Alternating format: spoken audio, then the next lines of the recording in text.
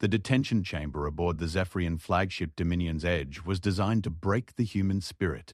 Its walls pulsed with a sickly bioluminescent glow that never dimmed, casting everything in an unsettling green hue that made shadows dance and writhe like living things. The air itself was wrong.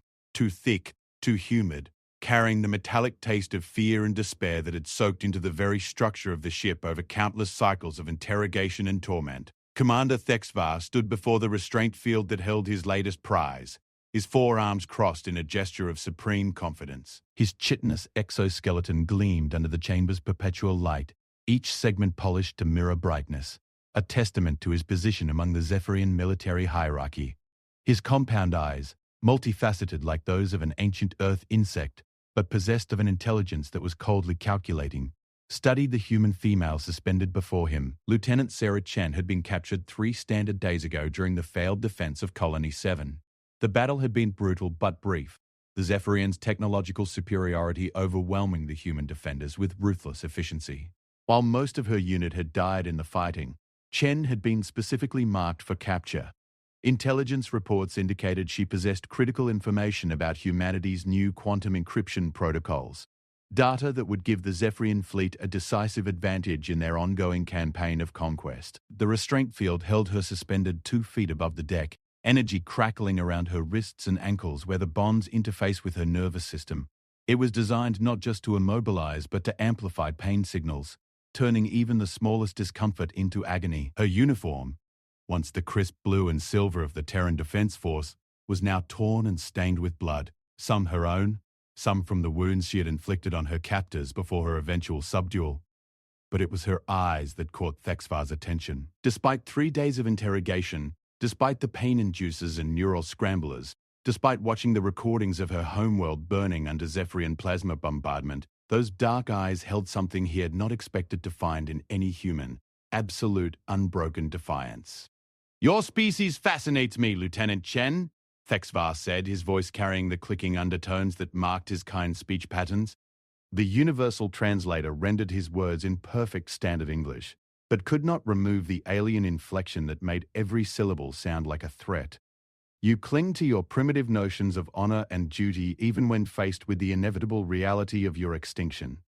Sarah's lips, cracked and bleeding from dehydration, curved into something that might have been a smile. "And your species fascinates me, Commander. You've conquered half the galaxy, built ships that can crack planets in half, developed technology that makes our greatest achievements look like children's toys. And yet you still need to torture information out of prisoners because you're too stupid to break our encryption on your own." The insult struck home with precision that surprised even Thexvar. His mandibles clicked in annoyance, a sound like breaking glass that echoed through the chamber. In his 3 centuries of service to the Zephyrian Empire, he had never encountered a species quite like humanity. Most civilizations, when faced with the reality of Zephyrian military might, either surrendered immediately or fought briefly before accepting the inevitable. Humans were different. They fought with a savagery that bordered on madness, employing tactics that no rational species would consider: kamikaze runs, nuclear self-destruct sequences, last-man battles that served no strategic purpose except to inflict maximum casualties on their conquerors. "Your bravado will not protect you from what is coming," Thexvar said, activating the pain amplifiers with a thought transmitted through his neural interface.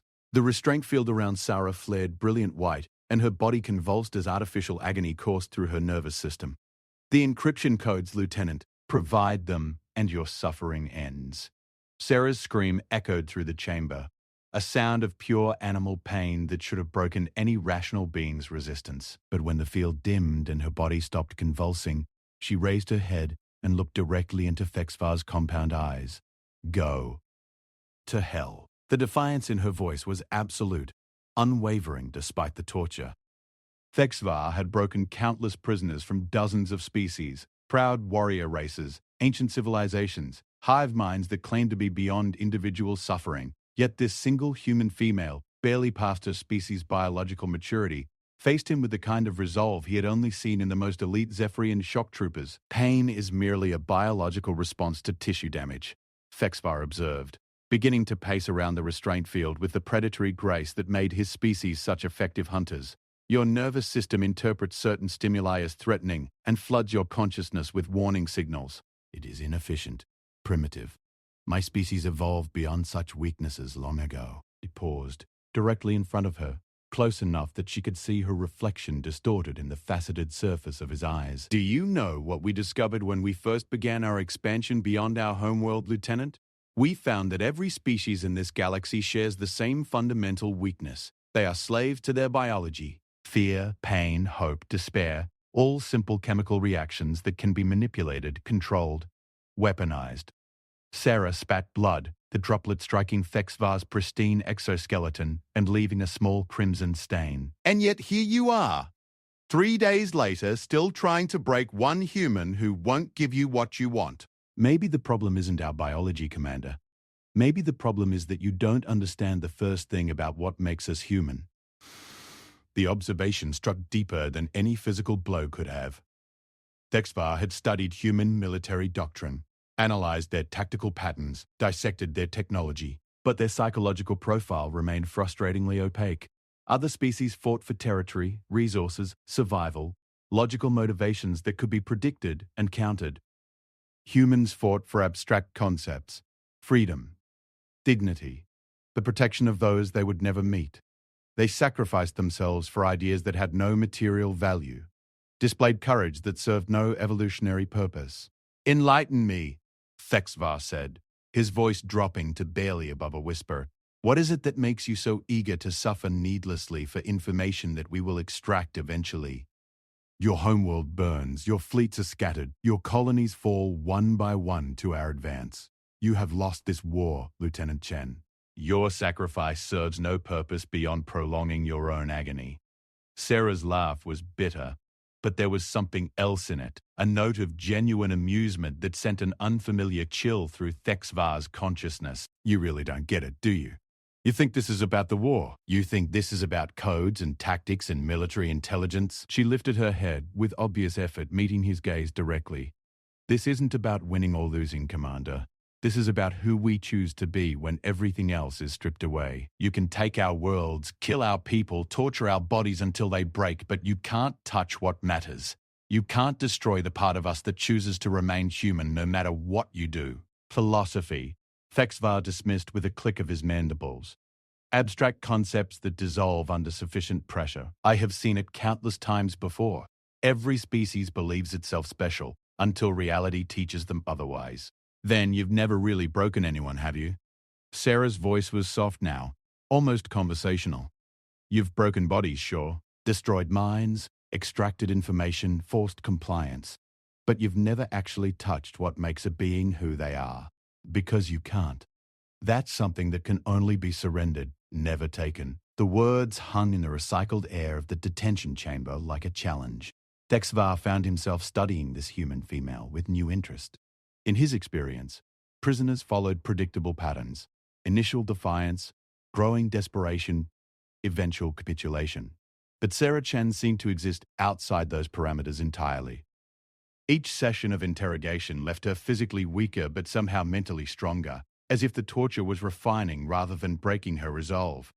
"Your psychological resistance is admirable but ultimately futile," Thexvar said, though he could hear uncertainty creeping into his own voice. "Every being has a breaking point. I simply haven't found yours yet." "Maybe," Sarah agreed, closing her eyes and letting her head fall back against the restraint field's energy matrix. "Or maybe you're looking for something that doesn't exist. Maybe what you call a breaking point is just the moment when someone chooses to give up who they are. And maybe some of us would rather die than make that choice." The conversation was interrupted by the soft chime of the chamber's communication system. Thexvar's second-in-command appeared as a holographic projection, his image wavering slightly in the detention chamber's energy field. "Commander, Sub-Commander," Thexvar said, his voice carrying the respectful tone required when addressing a superior. "The Fleet Admiral requires your presence on the command deck. We have detected human reinforcements approaching our position." Thexvar's attention snapped away from his prisoner to the tactical implications of this development. The human fleet was supposed to be scattered, disorganized after their defeat at Colony 7. The appearance of reinforcements suggested either his intelligence had been wrong, or humanity possessed strategic reserves they had not previously revealed. "How many ships?" he demanded. "Preliminary scans indicate a full battle group, Commander. 12 capital ships, multiple escort vessels. They will be within engagement range in 6 standard hours. 6 hours. Not enough time to complete the interrogation using conventional methods, but perhaps enough time to try a different approach. Thexvar dismissed his subordinate with a gesture and turned back to Sarah, who had been listening to the exchange with obvious interest. "It appears your reinforcements are coming, Lieutenant," Thexvar said, though his tone suggested this development was more annoying than concerning. 12 ships against a Zephyrian fleet. I might as well have sent 12 coffins. Maybe, Sarah said, opening her eyes to look at him. But they came anyway. That's what you don't understand about us, Commander. We don't calculate odds when our people are in trouble. We don't weigh costs against benefits. We just come. The simple statement carried more weight than any tactical analysis or psychological profile. Thexvar had seen the recordings of human military actions. Suicide runs against impossible odds, rescue missions that made no strategic sense, last stands that served no purpose except to buy time for others to escape. He had dismissed such actions as the product of inferior strategic thinking, the result of emotional decision-making that his own species had evolved beyond. But looking at Sarah Chan, suspended in a field of artificial agony yet still defiant after 3 days of torture, Thexvar began to wonder if he had fundamentally misunderstood what he was facing. The humans didn't fight like any species he had encountered before because they weren't motivated by the same factors that drove other civilizations. They fought not just for survival, but for ideals that transcended biology itself. "Your fleet will be destroyed," Thexvar stated with certainty. "The encryption codes will be extracted from your corpse if necessary. Your resistance serves no purpose." "Doesn't it?" Sarah asked, and again there was that unsettling note of amusement in her voice. 3 days, Commander. 3 days you've spent trying to break one human prisoner instead of focusing on military objectives. How many other interrogations have been delayed? How much intelligence gathering has been postponed? How many resources have been diverted to this one chamber because you can't accept that someone won't give you what you want? The accusation hit with uncomfortable accuracy. Thexvar realized he had indeed become obsessed with this particular prisoner, spending far more time and resources on her interrogation than military efficiency dictated. It wasn't just about the encryption codes anymore. It had become a matter of personal pride, a test of wills between himself and this insignificant human. "You think you've won something," Thexvar said, his voice carrying a dangerous edge. "You believe your resistance has accomplished something meaningful. Allow me to disabuse you of that notion." He activated the chamber's holographic display system, filling the air around them with three-dimensional star charts showing the current state of the war. Red symbols marked Zephyrian-controlled systems, spreading like a cancer across what had once been human space. Blue symbols representing free human territories formed an ever-shrinking island surrounded by a sea of conquest. "Observe the reality of your situation, Lieutenant," Thexvar said, gesturing to the display with one of his 4 arms. 73 human colonies have fallen to our advance. Your homeworld Earth has been under siege for 2 standard months. Your remaining fleets are scattered, leaderless, fighting a retreating action that can only delay the inevitable. The display zoomed in on specific battle sites, showing the wreckage of human ships and the smoking ruins of once proud cities. Colony 7 was merely the latest in a series of victories that will culminate in the complete subjugation of your species. Your encryption codes would have accelerated this process, but their absence will not prevent it. Sarah studied the display with apparent calm, taking in the scale of humanity's losses without flinching. "You're right," she said finally. "We're losing this war. Maybe we've already lost it." The admission caught Thexvar off guard. After 3 days of defiance, he had expected her to deny the obvious or cling to false hope. Instead, she was acknowledging reality with the same unflinching directness she had shown throughout her captivity. "Then you understand the futility of continued resistance," Thexvar pressed. "Cooperation now might earn you better treatment, perhaps even survival once your species has been properly integrated into the Empire."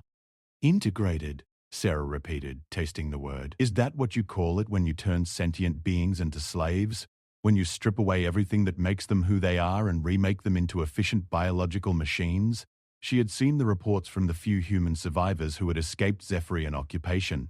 The Empire didn't simply conquer, it assimilated, breaking down existing social structures and rebuilding them according to Zephyrian efficiency models. Art, music, literature, philosophy, Anything deemed non-productive was eliminated. Citizens were assigned roles based on biological aptitude and psychological profiling, their lives regimented from birth to death according to imperial necessity. "We bring order to chaos," HFY corrected. "We replaced the inefficiencies of emotional decision-making with rational governance. Your species' tendency toward individualism and creative expression are luxuries you cannot afford if you wish to survive in a galaxy populated by more advanced civilizations." "More advanced," Sarah mused.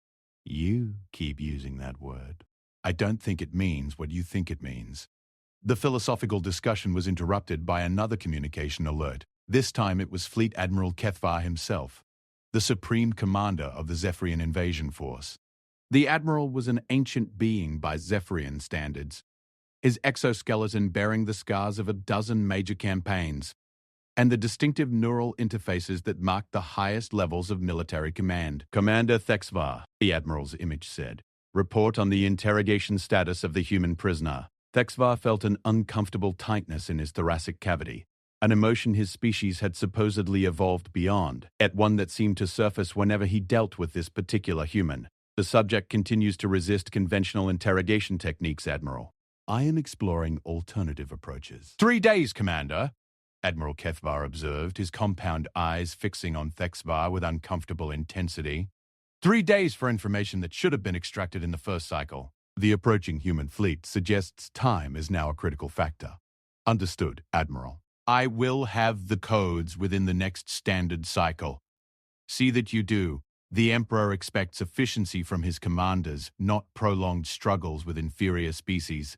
The connection terminated, leaving Texvar alone with his prisoner and the weight of Imperial expectations. He turned back to Sarah, who had observed the entire exchange with obvious interest. "Your superiors seem concerned," she nodded. "Putting pressure on you, are they?" "The Admiral's concerns are irrelevant to your situation," Thexvar replied, though his tone suggested otherwise. "The encryption codes, Lieutenant. This is your final opportunity to provide them voluntarily."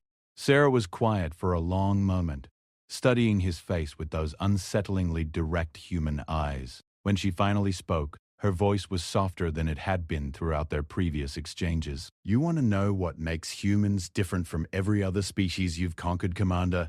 It's not our technology or our tactics or our numbers. It's something much simpler than that."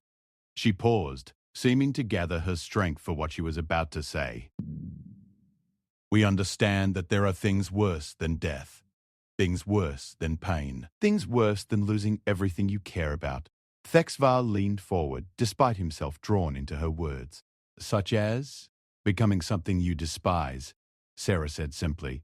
"Betraying everything you believe in, abandoning the people who trusted you, choosing survival over honor, safety over truth, comfort over dignity." Her voice grew stronger as she continued, as if the act of speaking these words was somehow lending her energy rather than depleting it. "Your species talks about evolution, about advancing beyond primitive biological responses. But you've evolved backward, Commander. You've become so afraid of pain, of loss, of uncertainty, that you've given up the one thing that makes existence meaningful, which is the right to choose who you want to be regardless of the consequences. The ability to look at an impossible situation and decide you'd rather die as yourself than live as something else." Thexvar found himself staring at this broken, bleeding human female with something approaching awe. In 3 days of torture, she had not only refused to break, but had somehow managed to turn the interrogation into a philosophical examination of the nature of courage itself. "Your idealism will not protect you from what is coming," he said, but the words sounded hollow even to his own ears. "Maybe not," Sarah agreed, "but it will protect me from becoming you." The insult struck with devastating accuracy. Thexvar realized that at some point during these 3 days, the dynamic between them had shifted. It was no longer the interrogator breaking down a prisoner. It was a being having his fundamental assumptions about life, consciousness, and meaning challenged by someone who should have been utterly at his mercy. Part 2. The reversal. The attack came 6 hours later, exactly as the intelligence reports had predicted. 12 human ships dropped out of hyperspace at the edge of the system, their hulls scarred from previous battles, but their weapon systems hot and ready for combat. Leading the formation was the heavy cruiser Indomitable, her captain broadcasting on all frequencies as the battle group assumed attack formation. "This is Captain James Morrison of the Terran Defense Force. To all Zephyrian vessels in this system, you are holding prisoners of war in violation of interstellar law. Release them immediately or face the consequences." From the command deck of the Dominion's Edge, Fleet Admiral Kethvar observed the approaching human fleet with the detached interest of a professional examining an interesting but ultimately doomed tactical gambit. The humans were outnumbered 3-1, their ships smaller and less advanced than their Zephyrian counterparts. It should have been a slaughter. "Signal all ships to assume defensive positions," the Admiral commanded. "Deploy the gravitic mines along their approach vector. We shall demonstrate to these humans the futility of their gesture." But Commander Thexavar, watching the tactical display from his position at the intelligence station, found himself thinking not of battle formations and weapon deployments, but of the conversation he had just concluded with Lieutenant Chen. Her words echoed in his consciousness like a viral infection, spreading doubt through certainties he had never questioned before. The human ships advanced in perfect formation despite the overwhelming odds against them. Their tactics were textbook perfect, not the desperate emotional response Thexavar had expected, but a coolly calculated assault, designed to maximize their chances of success. They moved like beings who had accepted death as a likely outcome and chosen to make their sacrifice count for something. "Fascinating," Admiral Kethvar mused as he watched the human approach. "They know they cannot win, yet they advance anyway. Their tactical databases must be severely corrupted to produce such irrational behavior." "Perhaps," Thexavar found himself saying, "their calculations include variables we do not consider." The Admiral's compound eyes swiveled to focus on his subordinate. "Explain." "The human prisoner has been educational during interrogation. Their species appears to operate on motivational frameworks that transcend simple survival instincts. They may consider the act of attempting rescue to be valuable independent of its probability of success." It was a careful way of expressing thoughts that Thexavar was only beginning to understand himself. The approaching human fleet wasn't making a tactical error. They were making a statement. They were declaring that some things mattered more than survival, that honor and loyalty had value that couldn't be calculated in terms of ships destroyed or casualties inflicted. The first exchange of fire lit up the darkness of space with deadly beauty. Zephyrian plasma cannons, weapons that could crack planetary crusts, met human particle beams in displays of destructive force that would have been visible from the outer planets. The human ships, smaller and more maneuverable than their opponents, employed hit-and-run tactics that maximized their limited firepower while minimizing exposure to return fire. But numbers and technology began to tell. The Stalwart, a human destroyer, took a direct hit from a Zephyrian battlecruiser and disappeared in a brief nova of vaporized metal and energy. The Defiant lost her port weapons array to a gravitic mine and began spinning out of control, her crew fighting to regain stability even as enemy fire closed in around her. Yet the human fleet continued to advance, each ship covering the others, their formation tightening rather than scattering as losses mounted. It was a display of tactical discipline and personal courage that impressed even the Zephyrian observers. "They fight well for an inferior species," Admiral Kethvar observed as the battle raged around them. "But courage without adequate firepower is merely elaborate suicide." Thexavar watched the Indomitable take fire from 3 Zephyrian ships simultaneously, her shields flaring and failing under the concentrated assault. Any rational commander would have ordered retreat at that point, preserving what remained of his force for future engagements. Instead, Captain Morrison's ship accelerated toward the Zephyrian flagship, her remaining weapons firing continuously even as her hull began to buckle under enemy fire. "Admiral," the tactical officer reported, "the human flagship is on a collision course. They appear to be attempting a ramming attack." "Impossible," Kethvar replied. No species would sacrifice a capital ship for such minimal tactical gain. But Thexavar found himself thinking of Sarah Chen, suspended in agony yet unbroken, choosing torture over capitulation. Perhaps minimal tactical gain is not their primary objective. The Indomitable struck the Zephyrian battlecruiser Iron Fist amidships, her reinforced bow punching through the enemy vessel's hull like a spear through armor. Both ships erupted in fire and debris, their death throes lighting up the space around them with the brilliance of dying stars. The explosion seemed to galvanize the remaining human ships. Instead of retreating in the face of their flagship's destruction, they pressed their attack with renewed fury. The corvette Swift Justice somehow managed to slip through the Zephyrian defensive screen and launch a full spread of quantum torpedoes at point-blank range, crippling the cruiser Dominion before being vaporized by return fire. "These humans are insane," Admiral Cathvar declared, though Thexvar noted a tone of grudging respect creeping into his voice. "They fight like beings with nothing to lose, or everything to gain," Thexvar murmured, earning another sharp look from his superior. The battle continued for another standard hour, the human fleet selling their lives dearly against overwhelming odds.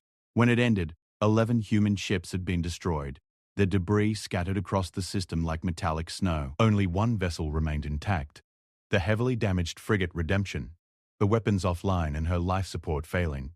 But the cost to the Zephyrian fleet had been unexpectedly high. 3 ships destroyed, 2 more so badly damaged they would require extensive repairs before seeing combat again.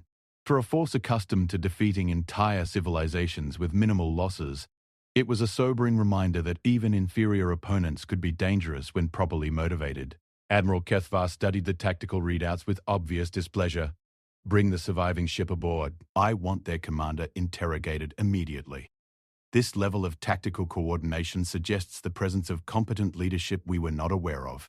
As the crippled human frigate was drawn into the Dominion's Edge's hangar bay, Thexvar found himself thinking about the conversations he had been having with Lieutenant Chen. Her words about choice, about the difference between surviving and living, about the things that made existence meaningful.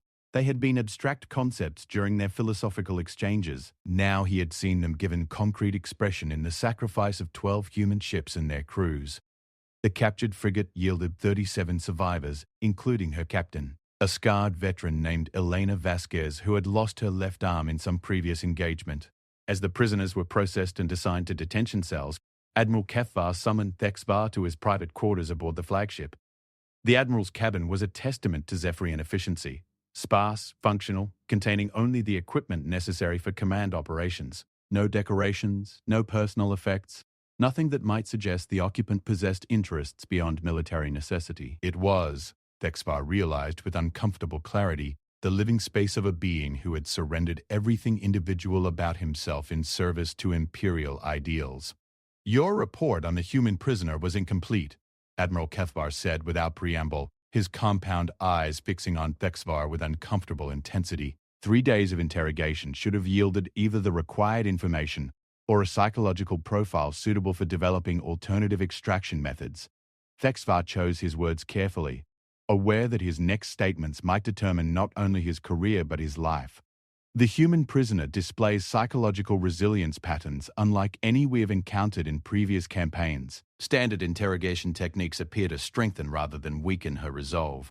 Elaborate. She appears to derive meaning from the act of resistance itself, independent of any strategic value it might possess. Pain, isolation, and psychological pressure seem to reinforce her sense of identity rather than breaking it down. She has transformed the interrogation from an information extraction process into something else. Admiral Kethvar's mandibles clicked in irritation. "Something else? Explain yourself clearly, Commander." "A test," Thexvar said, the words feeling strange in his mouth as he gave voice to thoughts he was only beginning to understand. "She is using our attempts to break her as opportunities to define and reinforce who she chooses to be.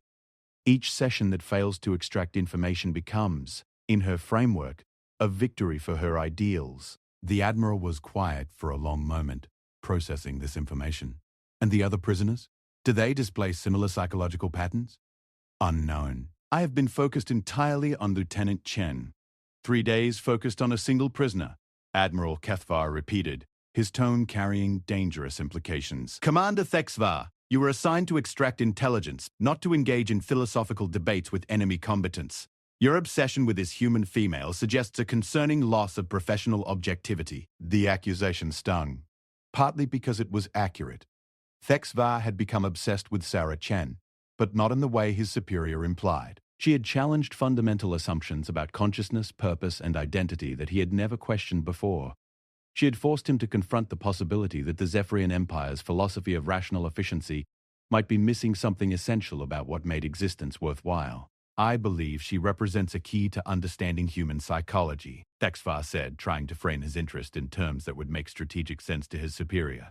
If we can determine what motivates their resistance, we might be able to develop more effective subjugation techniques for use in future campaigns. Admiral Kethvar considered this argument. Very well. You will have one more standard cycle to extract the required information. If you fail, I will personally oversee her termination and assign the interrogation of the remaining prisoners to more competent personnel. As Thexvar left the Admiral's quarters and made his way back to the detention level, he found himself in an impossible position. He had been ordered to break Sarah Chen, to extract information that would help his people complete their conquest of humanity. But every conversation with her had made him less certain that such conquest was desirable, or even morally justifiable. The detention chamber looked exactly as he had left it, its bioluminescent walls pulsing with the same sick green light.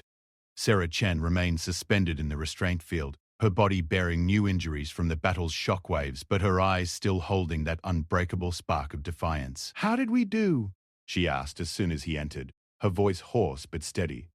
"Your fleet was destroyed," Thexvar reported, though he found himself reluctant to deliver the news. 11 ships lost, 1 captured, all for nothing. Sarah was quiet for a moment, absorbing this information. Then, unexpectedly, she smiled. 11 ships. Damn good score considering what they were up against. They accomplished nothing, Thexvar insisted. No prisoners were rescued, no strategic objectives achieved. They died uselessly. Did they? Sarah asked, that same challenging tone creeping into her voice. 11 human ships held off your entire fleet for over an hour. They proved we could hurt you, make you bleed, force you to pay a price for every victory. How many of your people saw that battle, Commander? How many are now wondering if this conquest is going to be as easy as they thought? The observation was uncomfortably accurate. Thexvar had monitored fleet communications during the engagement and noted the surprise in many officers' voices as human resistance proved more effective than anticipated. The easy victories of the early campaign had given the invasion force a sense of inevitable triumph, but today's battle had introduced an element of doubt. More importantly, Sarah continued, they came when their people were in trouble, when the odds were impossible, when any rational analysis would have counseled retreat. They came anyway. That's worth more than all the tactical victories in the galaxy. Worth dying for? Thexvar asked. Worth living for, Sarah corrected. Worth being the kind of person who comes when called, regardless of the cost. Worth belonging to a species that values its people more than its strategic position. Thexvar found himself studying this human female with growing fascination. Even faced with news of her comrades' deaths, she had somehow found meaning in their sacrifice that transcended simple military calculations. She was operating according to value systems that his people had supposedly evolved beyond, yet her psychological stability under extreme stress suggested those systems might be more sophisticated than Zephyrian philosophy acknowledged. The encryption codes, he said almost mechanically. I am required to ask one final time, and I'm required to tell you to go to hell one final time. Error replied without hesitation, but something had changed in the dynamic between them. Thexvar realized he no longer particularly wanted the codes. What he wanted was to understand how this being, physiologically fragile, technologically inferior, faced with insurmountable odds, had somehow managed to maintain not just her resolve, but her fundamental sense of self despite everything that had been done to her. Why, he asked, the question encompassing more than just her refusal to cooperate. Why resist when resistance serves no strategic purpose? Why maintain loyalty to a species that cannot protect you? Why choose suffering over survival? Sarah studied his face with those disconcertingly direct eyes, seeming to see something there that surprised her. You really want to know? Yes, I believe I do. She was quiet for a long moment, gathering her thoughts. When she finally spoke, her voice carried a different quality than he had heard before. Not defiant or challenging, but almost teaching. Because the person I choose to be when everything else has been stripped away is the only thing that's really mine, she said. You can take my freedom, my health, my life, but you can't take my choices about who I am and what I stand for. That's something I have to give away, and I won't. Even if those choices serve no practical purpose, especially then, Sarah said. Anyone can be brave when it's easy, loyal when it benefits them, honest when it costs nothing. but who you are when it matters. When the choice is between compromise and death, that's when you find out what you're really made of. HFY found himself thinking about his own choices, his own compromises. He had risen through the military hierarchy by being efficient, ruthless, pragmatic. He had never questioned the Empire's goals or methods, accepting that conquest and subjugation were simply natural expressions of superior development. But looking at Sarah Chen, broken in body but uncompromised in spirit, he began to wonder what he had sacrificed in pursuit of advancement. Your species will be conquered regardless of your individual resistance, he pointed out. Maybe, Sarah acknowledged, but we'll be conquered as ourselves, not as pale imitations of you.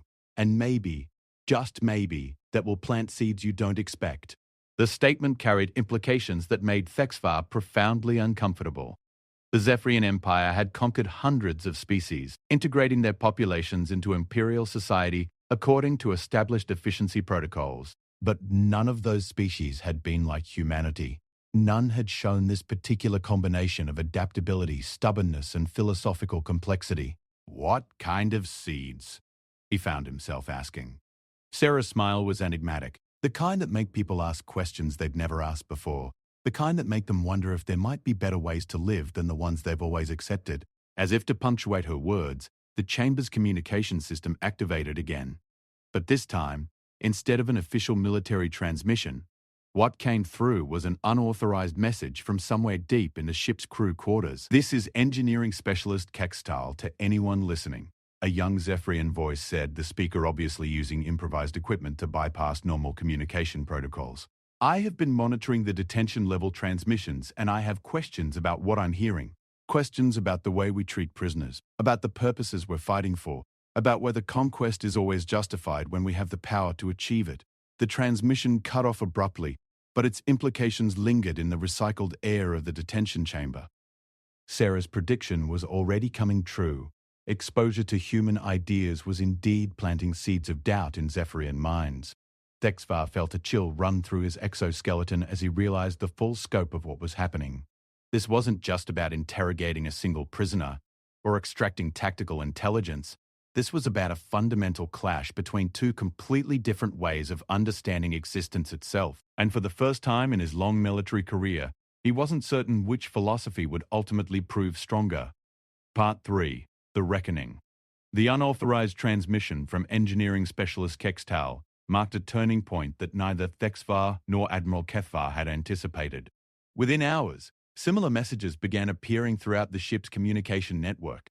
Crew members asking questions about the nature of their mission, about the ethics of their methods, about whether superior technology necessarily implied moral authority. From his command center, Admiral Kethvar watched these developments with growing alarm. In 3 centuries of military service, he had never encountered anything like it.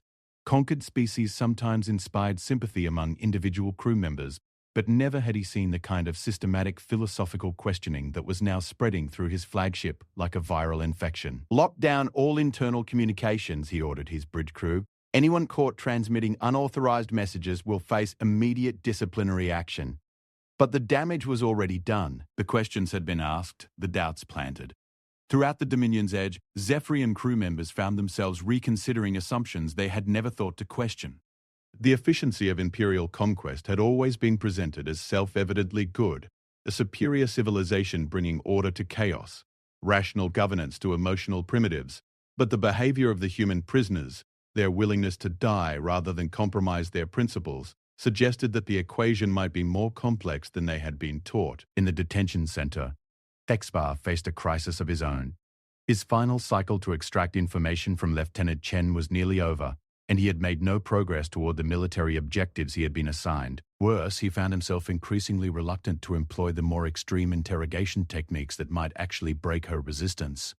"You've created quite a stir aboard our ship," he told Sarah as he entered the chamber for what he knew might be their final conversation. "Your philosophical discussions appear to have a contagious quality." Sarah, despite her weakened condition, managed to laugh. Ideas tend to do that. Once you let them loose, they have a way of spreading to places you never intended. The Admiral he has ordered me to terminate the interrogation and proceed with your execution if the codes are not provided within the next standard hour. "And will you?" Sarah asked, studying his face with those unnervingly perceptive eyes. The question struck at the heart of Thexvar's dilemma. He had been given a direct order from a superior officer, the kind of order he had followed without question throughout his military career. But everything about this situation felt wrong in ways he was only beginning to understand. "I am a Zephyrian officer," he said, as much to himself as to her. "I follow orders. I serve the Empire's interests. I do what is required for victory." "That's what you've always done," Sarah agreed. "But is it who you want to be?" The distinction she was drawing between action and identity, between role and self, echoed conversations they had been having for days. But now the question was no longer academic. In less than an hour, Thexvar would face a choice that would define not just his career, but his fundamental nature as a conscious being. "Your codes," he said one final time, though the words felt like a ritual rather than a genuine interrogation. "My answer," Sarah replied with equal formality. They stared at each other in silence, predator and prey, conqueror and conquered, yet somehow also teacher and student, challenge and response. The power dynamic that had defined their relationship was shifting in ways that neither of them fully understood. The Chamber's communication system activated again, this time with an official announcement. "All senior officers report to the main briefing amphitheater immediately. Priority Alpha protocols are in effect." Thexvar hesitated, torn between his duty to attend the briefing and his reluctance to leave Sarah alone. The hour deadline was approaching, and he knew that Admiral Cathvar would not hesitate to carry out his threat if the codes were not produced. "Go," Sarah said, seeming to read his thoughts. "Face whatever's waiting for you out there. But remember, when the moment comes to choose who you want to be, choose carefully. You don't get many chances to define yourself."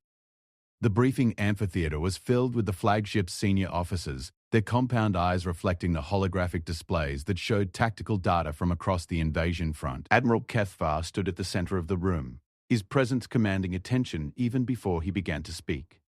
"Officers of the Dominion's Edge," the Admiral began, his voice carrying the authority of decades in command. "We face an unprecedented situation. Intelligence reports from across the invasion zone indicate that human resistance is intensifying rather than weakening as their military position deteriorates." The holographic display showed battle sites throughout human space, planets under siege where civilian populations continued fighting despite hopeless odds, space stations that self-destructed rather than surrender, refugee fleets that chose to fight their way through Zephyrian blockades rather than submit to Imperial authority. "More concerning," Admiral Cathvar continued, "are reports of ideological contamination among our own forces. Crew members questioning the necessity of conquest, officers expressing sympathy for enemy combatants, entire ship companies requesting reassignment to non-combat roles." A murmur ran through the assembled officers. This was indeed unprecedented in Zephyrian military history. The Empire's expansion had been built on the certainty of their cultural and technological superiority. The idea that contact with inferior species might somehow corrupt Zephyrian thinking was alien to everything they had been taught. "The source of this contamination has been traced to interactions with human prisoners," Admiral Cathvar announced, his gaze sweeping across the room and lingering on Thexvar. "Specifically to extended interrogation sessions that have apparently become platforms for enemy psychological warfare." Thexvar felt the attention of his colleagues focusing on him like a targeting laser. He was being held responsible for the crisis of faith that was spreading through the fleet, accused of allowing himself to be manipulated by enemy propaganda. "Command has therefore issued new directives regarding prisoner treatment," Admiral Cathvar continued. "All extended interrogations are to be terminated immediately. Prisoners who have not provided useful intelligence within 72 standard hours will be executed as examples to remaining captives." The announcement struck Thexvar like a physical blow. Not just Sarah, but all the prisoners taken during recent operations would be killed as part of a brutal demonstration designed to break human morale. Captain Vasquez and her surviving crew, the handful of defenders rescued from Colony 7, the civilian administrators who had refused to reveal supply depot locations, all would die to preserve Imperial ideology. "Furthermore," Admiral Cathvar said, "any officer found to have been compromised by enemy psychological influence will be subject to immediate neural reconditioning to restore proper Imperial loyalty." Neural reconditioning. The ultimate Zephyrian punishment short of death. a process that stripped away individual personality and replaced it with programmed responses designed to ensure absolute obedience to imperial authority. It was, in effect, the destruction of everything that made a being who they were. As the briefing continued with tactical discussions and logistical updates, HFY found himself thinking about Sarah's words regarding the choice between surviving and living, between existing as oneself or as something else. The Empire was offering him a choice: abandon his growing doubts and continue serving as he always had, or face the systematic erasure of his individual consciousness. When the briefing ended, and the officers began to disperse, Admiral HFY called HFY aside. They walked in silence through the ship's corridors until they reached the Admiral's private quarters, where HFY activated the security screens that would prevent their conversation from being monitored. "Speak plainly," Admiral HFY commanded. "Has contact with the human prisoner compromised your loyalty to the Empire?" The question hung in the recycled air between them like a blade suspended over HFY's future. He could lie, claim that his doubts were merely professional concerns about interrogation technique. He could submit to neural reconditioning and emerge as a perfect Imperial officer, free from the uncomfortable questions that had been plaguing him for days. Or he could tell the truth and face the consequences. "Yes," HFY said simply. Admiral HFY's mandibles clicked in what might have been surprise or approval. "Elaborate." "The human prisoner has forced me to examine assumptions about consciousness, identity, and moral authority that I had never questioned before. She has demonstrated that there are forms of strength that do not depend on superior technology or tactical advantage. She has shown me that the choice to maintain one's principles in the face of overwhelming pressure is itself a form of victory." "And you find these concepts compelling?" "I find them challenging. They suggest that the Empire's philosophy of rational efficiency may be incomplete, that there are aspects of existence that we have discarded in our pursuit of order and control." Admiral HFY was quiet for a long moment, his compound eyes studying HFY with an intensity that made the younger officer profoundly uncomfortable. When he finally spoke, his words carried an unexpected weight. "I have been monitoring the interrogation sessions through the ship's internal security network," the Admiral said. "I have heard every conversation, witnessed every exchange between you and the human prisoner. Do you know what I have observed?" HFY braced himself for condemnation, expecting to be accused of weakness or treason or failure to maintain proper professional detachment. "I have observed a Zephyrian officer discovering that he possesses a conscience," Admiral HFY said quietly. "Something our species was taught to view as an evolutionary liability, but which may be essential to any truly advanced civilization." The statement was so unexpected that HFY wondered if he had misunderstood the Admiral's words. "Sir, I am 800 standard cycles old, Commander HFY. I have participated in the conquest of 47 different species across this galaxy. I have watched entire civilizations reduced to slavery in the name of imperial progress. And in all that time, I have never questioned whether our actions were justified, because I was never exposed to alternatives that seemed worthy of consideration." Admiral HFY moved to the viewport that looked out on the stars, his reflection ghost-like in the reinforced transparent aluminum. "The human prisoner has accomplished something no enemy combatant has ever achieved. She has forced me to confront the possibility that superior technology does not automatically confer moral authority, that efficiency is not the highest good, that there are forms of strength that cannot be measured in weapons or ships or conquered territories." HFY felt his understanding of reality shifting around him like tectonic plates realigning. "What are you saying, Admiral?" "I am saying that perhaps it is time for the Zephyrian Empire to ask itself some difficult questions. About the nature of advancement, about the purposes of conquest, about whether the civilizations we destroy might have wisdom to offer, as well as territory to be claimed."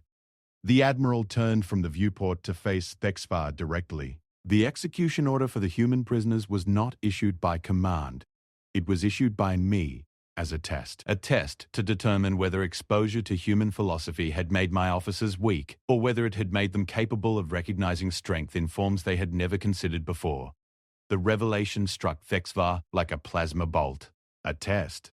You have 1 standard hour to decide what kind of officer you wish to be, Commander. You can follow orders and execute prisoners whose only crime was refusing to betray their principles, or you can choose a different path, one that honors the courage they have shown even in defeat." Admiral HFY reactivated the security screens and prepared to leave his own quarters. I will be in the main briefing amphitheater preparing to address the entire crew about the future direction of our mission. What I say will depend largely on the choice you make in the next 60 minutes. Left alone in the Admiral's cabin, Thexvar found himself facing the kind of decision that Sarah Chen had been describing throughout their conversations. Not a tactical choice with calculable odds and predictable outcomes, but a fundamental question about the kind of being he wanted to be when everything familiar was stripped away. He could follow the path of imperial service that had defined his entire adult life, maintaining order through the application of superior force. Or he could choose to honor the example set by a human prisoner who had shown him that there were forms of victory that transcended military conquest. The choice, as Sarah had warned him, would define not just his actions, but his identity. Thexvar made his way back to the detention center, his mind racing with possibilities and implications. The corridors seemed different somehow, as if he was seeing them through new eyes, not as the arteries of a conquest ship, but as the confines of a philosophical prison that his entire species had built around themselves. Sarah was exactly as he had left her, suspended in the restraint field, but somehow radiating a sense of calm that filled the chamber despite her obvious physical distress. She looked up as he entered, and he saw something in her eyes that he had never seen before, not defiance or pain or even resignation, but a kind of quiet pride. "Well?"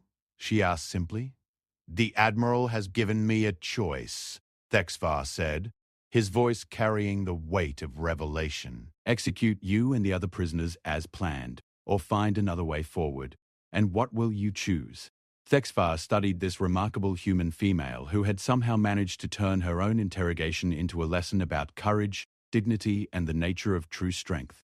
She had faced torture without breaking, watched her comrades die without surrendering, maintained her principles despite overwhelming pressure to abandon them. She had shown him what it meant to be truly free. "I choose," Thexvar said, reaching for the restraint field controls, "to learn from my teacher." The energy bonds around Sarah's wrists and ankles dissolved, and she dropped to the deck with a grunt of pain and surprise. For the first time in 4 days, she was free to move, to stand, to choose her own position in space. But instead of trying to attack him or flee, she simply looked up at him with those remarkable eyes. "Thank you," she said quietly. "Thank you," Thexvar replied, meaning it more deeply than any words he had ever spoken. 2 hours later, Admiral Kethvar stood before the assembled crew of the Dominion's Edge in the main briefing amphitheater. The holographic display showed not tactical data but something unprecedented in Zephyrian military history. Human prisoners being released from detention, their wounds being treated in the ship's medical facilities, their voices being heard in conversations with Zephyrian officers. "Crew of the Dominion's Edge," Admiral Kethvar began, his voice carrying across the vast space with the authority of 8 centuries of experience. "Today we begin an experiment that may determine the future course of our civilization." The audience stirred with anticipation, compound eyes reflecting the unusual images being displayed around them. "We have encountered a species that has forced us to re-examine our fundamental assumptions about strength, progress, and the nature of advanced civilization. The humans have shown us that there are forms of courage that cannot be conquered by superior firepower, principles that cannot be destroyed by torture, and wisdom that cannot be dismissed simply because it comes from a technologically inferior source." Admiral Kethvar gestured to the images of humans and Zephyrians working together in the ship's facilities, not as masters and slaves, but as beings engaged in genuine dialogue about philosophy, science, and the possibilities for coexistence. "I am ordering the immediate cessation of offensive operations against human targets," the Admiral announced, his words sending a shockwave through the assembled officers. "We will establish communications with human leadership to discuss terms not for surrender, but for mutual understanding." The decision would reverberate through the Zephyrian Empire and beyond, challenging assumptions that had guided galactic politics for millennia. Some would call it weakness. Others would see it as the beginning of a new form of strength. But in the detention chamber of the Dominion's Edge, 2 beings from different species sat together in conversation, proving that understanding could bridge any gap if both parties were willing to learn from each other. Sarah Chen, no longer a prisoner, but not yet free, looked at the Zephyrian officer who had chosen conscience over obedience and smiled. "So what happens now?" Thexvar considered the question, thinking about the uncertain future that stretched ahead of them. "Now we discover whether the man who destroys his weak self can indeed never be destroyed by others, and the woman who refuses to betray her strong self. She teaches others what strength really means, Thexvar replied. Outside the chamber, the stars continued their eternal dance, indifferent to the struggles of the beings who traveled between them. But on one Zephyrian flagship at least, the nature of that struggle had changed forever. The conversation between Sarah Chen and Thexvar had become something larger, a dialogue between species about the meaning of progress, the value of diversity, and the possibility that true advancement might require not the conquest of others but the courage to question oneself. The war was far from over, but its nature had been transformed by a single human woman who had refused to be broken and a single Zephyrian officer who had chosen to be remade. In the end, perhaps that was what made humans truly dangerous to an empire built on the certainty of its own superiority, not their weapons or their tactics, but their absolute refusal to accept that might makes right. They had shown their captors that the strongest chains were the ones that bound beings to their own limiting beliefs about themselves and their place in the universe. And once those chains were broken, once the questions had been asked and the alternatives considered, nothing would ever be quite the same again.